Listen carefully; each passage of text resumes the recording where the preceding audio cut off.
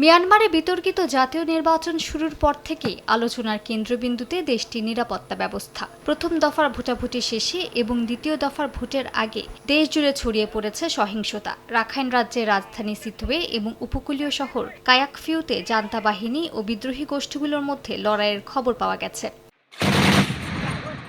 সংবাদ মাধ্যম ইরাবতী জানিয়েছে, আরাকান আর্মি কায়াকফিউতে হামলা জোরদার করেছে। এই শহরটি চীনের বড় বিনিয়োগ প্রকল্পের কেন্দ্রবিন্দু।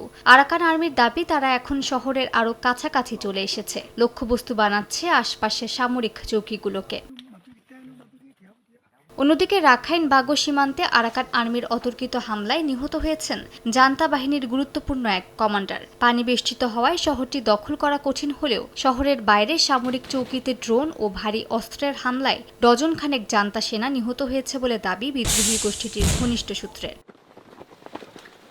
এদিকে সাগাইংয়ের গুরুত্বপূর্ণ শহর কাথার নিয়ন্ত্রণ হারানোর মুখে জান্তা বাহিনী। শহরটিতে ঢুকে পড়েছে বিদ্রোহী গোষ্ঠীর সদস্যরা, দখল করেছে সেনাদের প্রধান প্রবেশ চেকপোস্ট। এই অভিযানে নেতৃত্ব দিচ্ছে কাচিন ইন্ডিপেন্ডেন্স আর্মি বা KIA। সঙ্গে রয়েছে all Burma students Democratic front, জাতীয় ঐক্য সরকারের অধীনে ইউনিট, স্প্রিং রেভুলেশন অ্যালায়েন্স ও কাথা পিপল ডিফেন্স ফোর্স।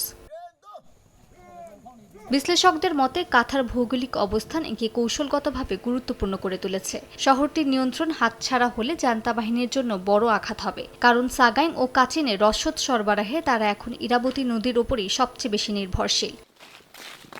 মালিহা সুহরওয়ার্দী, সময় সংবাদ।